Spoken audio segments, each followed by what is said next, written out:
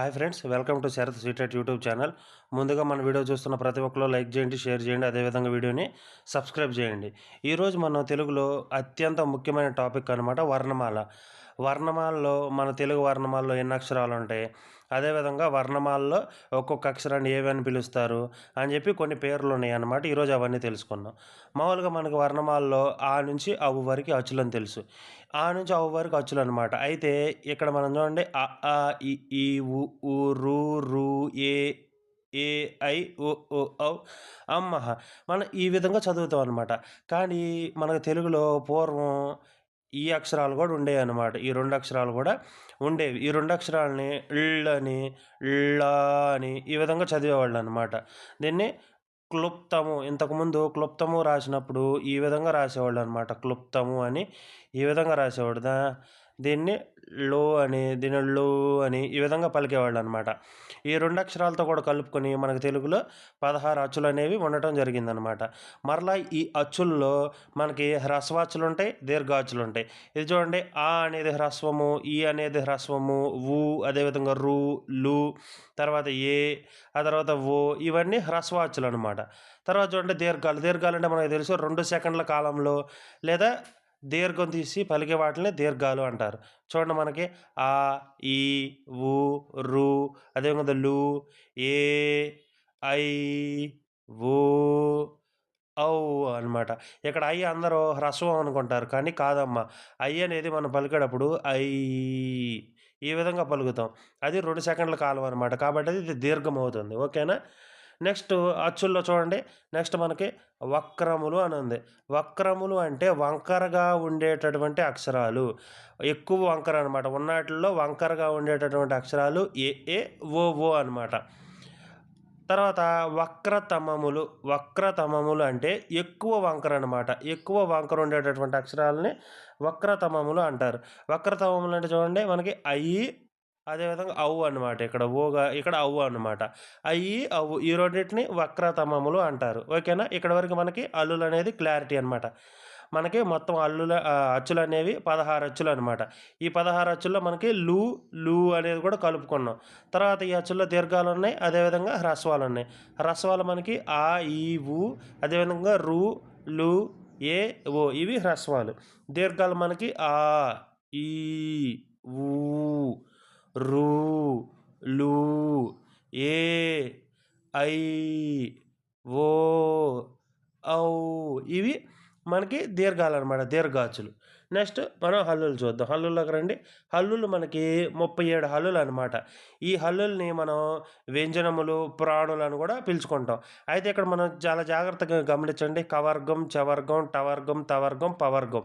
ఇప్పుడు ఈ లైన్ అంతా ఉంది కదా, ఈ మొత్తం లైన్ని పవర్గం అంటారు. ఇక్కడ కా ఉంది కదా, ఈ లైన్ మొత్తాన్ని కవర్గం అంటారు. చవర్గం అంటే లైన్ మొత్తం, టవర్గం అంటే టా నుంచి అణా వరకు, తవర్గం అంటే ఈ లైన్ మొత్తం, పవర్గం అంటే ఈ లైన్ మొత్తం. అదేవిధంగా వర్గ ప్రథమ అంటే ఇక్కడ నేను 1 1 అనేసాను చూసారా. వర్గ ప్రథమ అంటే నిలువుగా ఉన్నటువంటి అక్షరాలని వర్గ ప్రథమ అంటారు. వర్గ ద్వితీయ అంటే వర్గంలో ఉన్నటువంటి 2 అక్షరాలు. తర్వాత వర్గ తృతీయ అంటే 3 అక్షరాలు. వర్గ చతుర్థి అంటే 4 అక్షరాలు. వర్గ పంచమి అంటే 5 అక్షరాలు. అయితే ఇక్కడ మనకి చా అనే అక్షరాలు ఉన్నాయి చూసారు. ఈ చా అనే అక్షరాల పైన చూడండి మీరు క్లారిటీ గమనిస్తే మనకి ఈ గుర్తు ఉంది. ఈ గుర్తుని ఏమంటారంటే లంకె గుర్తు అంటారనమాట. ఈ లంకె గుర్తుని కనిపెట్టింది ఎవరంటే సిపి బ్రౌన్ అనమాట. చార్లెస్ ఫిలిప్ బ్రౌన్ అనమాట. మీకు అర్థమైంది కదా. కవర్గం అంటే స్ట్రైట్ అంటే ఏంటి, హారిజెంటల్గా ఉండేవి. అదే కవర్గంలో ప్రథమ అంటే వర్గ ప్రథమ అంటే నిలువుగా అనమాట, వర్టికల్గా ఉండేటటువంటివి. తర్వాత చూడండి యా, రా, లా, వా, శ, ష, స, హ, ళ, అక్ష, బండిరా. అయితే ప్రస్తుతం బండిరా అనేది వాడుకలో లేదు, కాబట్టి దీన్ని మనం కౌంట్ చేసుకోం. అయితే ఇక్కడ ఈ చా అనేది ఉంది చూసారా. ఈ చాని ఏ విధంగా పలుకుతారంటే చా అని పలుకుతాం. ఈ జాని జా అని పలుకుతాం అనమాట.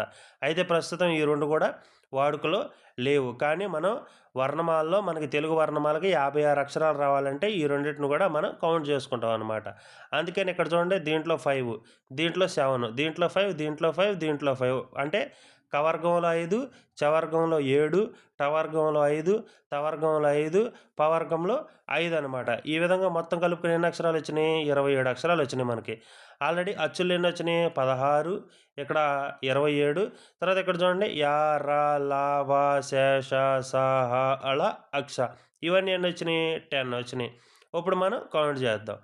27 + 10 ఎంత? 37. 37 + 6 ఎంత? 43. 43 + 10 ఎంత? 53 వచ్చినాయి మనకి. ఓకేనా? ఇక్కడ వరకు 53. మనకి 56 రావాలి. ఏ విధంగా వస్తే నేను చెప్తా. అయితే ఈ హల్లులను కూడా మనం ఏ విధంగా విడదీసుకున్నామో చూద్దాం. ఇక్కడ చూడండి కచట తప ఉంది. కచట తప అంటే పరుషాలు అనమాట. ఈ కచట తపలకి పరుషాలు అని పేరు. పరుషాలు అంటే కఠినంగా పలుకుతాం అనమాట. అంటే కచట తప అంటే నొక్కి పలుకుతాం, గట్టిగా పలుకుతాం అనమాట. సరళాలు అంటే తేలికగా అంటే ఈజీగా పలుకుతాం. ఏ విధంగా ఈజీ పలుకుతాం అంటే గజడ దబ ఈజీగా ఉంటుంది, గజడ దబ. అదే కచట తప అంటే ఒత్తి పలకాలన్నమాట, గట్టిగా పలకాలి. కాబట్టి కఠినంగా పలికే వాటిని పరుషాలు అంటారు, తేలిగ్గా పలికే వాటిని సరళాలు అంటారనమాట. ఓకేనా? మీకు ఇక్కడ వరకు క్లారిటీ వచ్చింది కదా. నెక్స్ట్ చూడండి వర్గయుక్కులు. వర్గయుక్కులు అంటే వర్గాలు. మనం ఆల్రెడీ చెప్పా కదా, వర్గ ప్రథమ అంటే ఇలా స్ట్రైట్గా ఉండేది వర్గ ద్వితీయ. వర్గ ప్రథమ, ద్వితీయ, తృతీయ, చతుర్థి, పంచమి. ఈ విధంగా చెప్పాను కదా మీకు, స్ట్రైట్గా ఉండేవి. ఇక్కడేం వస్తుంది? కా వస్తుంది. ఇక్కడ ఒత్తు కా వస్తుంది, చా వస్తుంది, ఒత్తు చా వస్తుంది. అదేవిధంగా ఒక్క నిమిషం అమ్మ, మిస్టేక్. మనం ఏం చెప్పుకున్నాం? క ఒత్తు క. తర్వాత ఏమొస్తుంది మనకి? గా వస్తుంది. తర్వాత ఒత్తు గా వస్తుంది. తర్వాత ఇని వస్తుంది. ఇప్పుడు ఇదే విధంగా చ, ఒత్తు చ, తర్వాత జ, ఒత్తు జ, తర్వాత ఇని, తర్వాత ఠ, ఒత్తు ఠ, ఢ, ఒత్తు ఢ, అణ. ఈ విధంగా వస్తాయి కదా. నెక్స్ట్ తత, ధన, పప, బమ వస్తాయి కదా. ఇవన్నీ వర్గ ప్రథమ, ఇది వర్గ ద్వితీయ, ఇది వర్గ తృతీయ, వర్గ చతుర్థి, వర్గ పంచమి. ఎక్కడ చూడండి వర్గాలలో 2, 4 పాదాలు. 2, 4 పాదాలు అంటే ఇదిగో ఇవి ఇవి అనమాట. ఇక్కడ చూడండి తా తర్వాత ఏమొస్తుంది? ఒత్తు తా వస్తుంది, దా వస్తుంది, ఒత్తు ద, నా. అదేవిధంగా నెక్స్ట్ ఏమొస్తాయి? పా, ఒత్తు ప, భ, ఒత్తు భ, మా. అంటే ఈ రెండో పాదం 4గో పాదాల్లో ఉన్నటువంటి అక్షరాలు ఇదిగోండి ఈ అక్షరాలు. ఇవే కదా ఉన్నాయి. క, చ, ఠ, థ, ఫ, ఘ, ఝ, ఢ, ధ, భ. వీటిల్ని వర్గయుక్కులు అంటారనమాట. ఓకేనా? తర్వాత చూడండి అనునాసికాలు. అనునాసికం అంటే నాసికము అంటే ముక్కు అనమాట.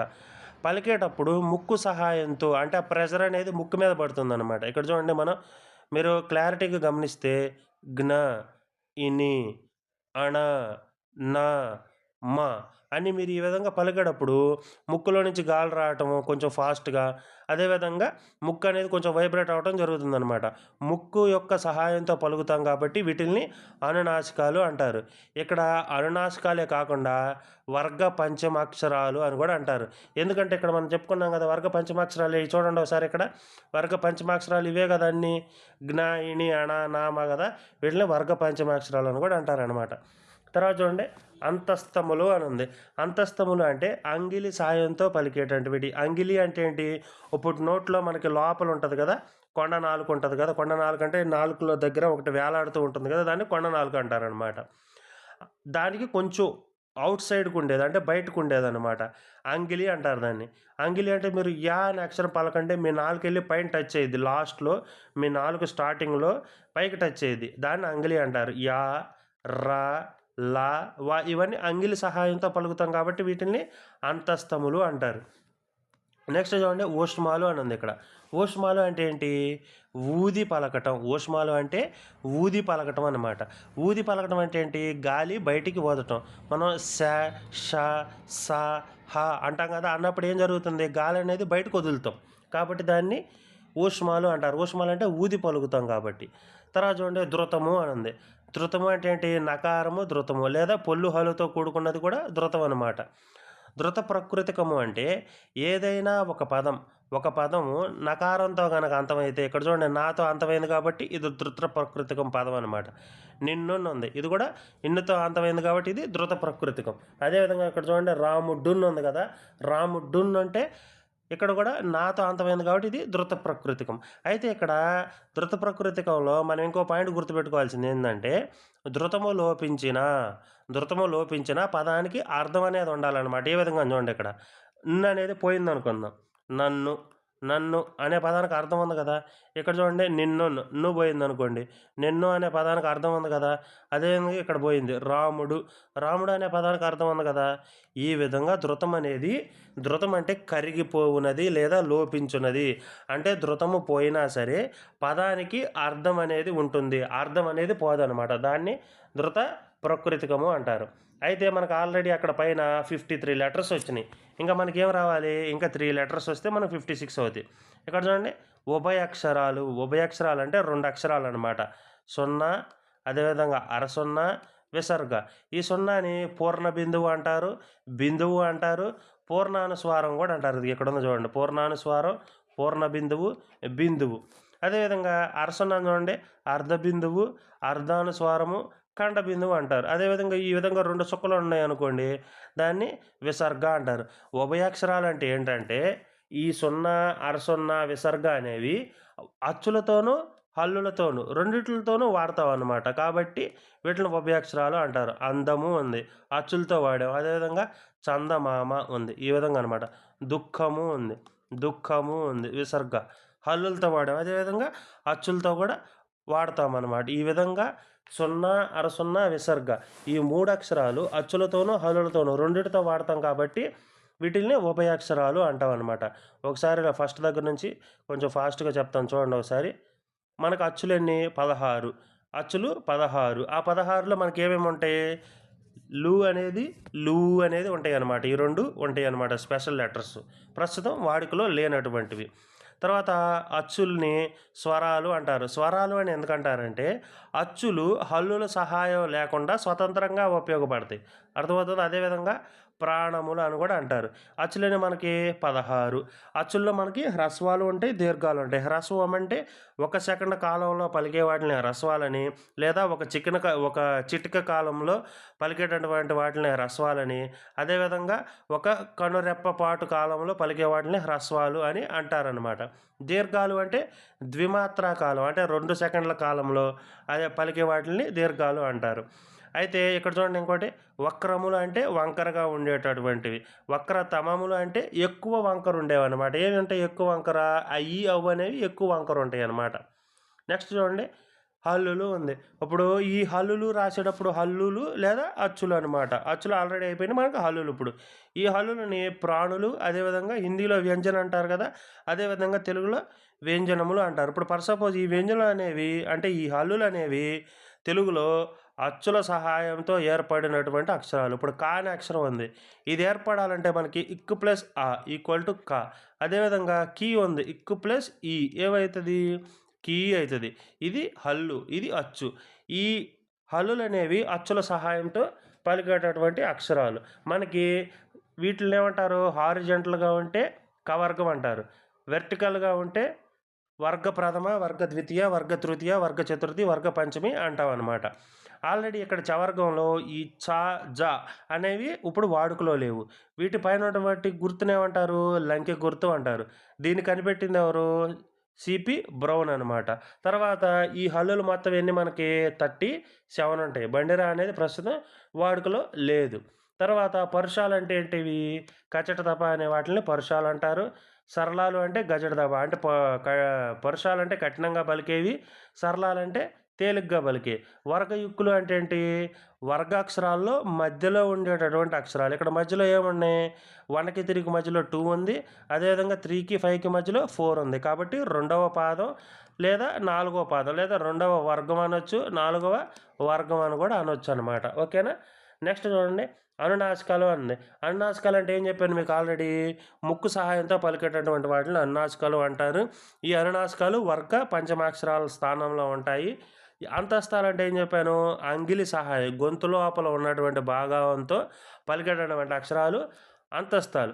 ఊష్మాలు అంటే ఏం చెప్పాను? ఊది పలికేటటువంటి అక్షరాలని ఊష్మాలు అంటారు. ధృతం అంటే నకారాన్ని ధృతము అంటారు. ధృత ప్రకృతికము అంటే ఏదైనా ఒక పదం చివర నా కానీ న్ కానీ లేదా నువ్వు కానీ వచ్చినప్పుడు రాముడు అని రాశాను కదా, నేను ఇదే పదాన్ని రాముడును అని కూడా రాస్తాను. రాముడును అని రాసినప్పుడు ఇది లోపిస్తే రాముడు అనే పదానికి అర్థం ఉంది. కాబట్టి ధృత ప్రకృతికము అంటే నా కానీ న్ కానీ నువ్వు కానీ ఈ 3 అక్షరాల్లో ఏ అక్షరం ఉన్నా సరే ఒక పదం చివర దాన్ని మనం ధృత ప్రకృతికము అంటారు. ధృత ప్రకృతికము అంటే ఇప్పుడు చూడండి, ఈ పదం చివర న్ అని ఉంది, ఇది లోపించినా సరే మిగిలిన దానికి అర్థం ఉంది, దీనికి అర్థం ఉంది, దీనికి అర్థం ఉంది. ధృతం లోపించిన పదానికి అనేదానికి అర్థం ఉండాలి. నెక్స్ట్ చూడండి, ఉభయాక్షరాలు. ఉభయాక్షరాలు అంటే ఏం చెప్పాను, అచ్చులతోనూ హల్లులతోనూ రెండిటితోనూ ఉపయోగించేటటువంటి అక్షరాలని ఉభయాక్షరాలు అంటారు. సున్నా అరసున్నా విసర్గ. సున్నాని మనం బిందువు, పూర్ణ బిందువు, పూర్ణానుస్వారం అంటాం. అదేవిధంగా అరసున్నాని అర్ధ బిందువు, అర్ధానుస్వారం అని, ఖండ బిందువు అని అంటాం అనమాట. తర్వాత విసర్గ ఉంది, విసర్గని విసర్గ అంటాం. మనం విసర్గ సంధి చెప్పుకున్నప్పుడు మనం ఆల్రెడీ చెప్పుకున్నాం. అందరికీ అర్థమైందని భావిస్తున్నాను. వీడియో చూస్తున్న ప్రతి ఒక్కళ్ళకి థ్యాంక్ యూ. అదేవిధంగా వీడియో చూస్తున్న ప్రతి ఒక్కళ్ళు లైక్ చేయండి, షేర్ చేయండి, సబ్స్క్రైబ్ చేయండి. Thank you for watching our channel.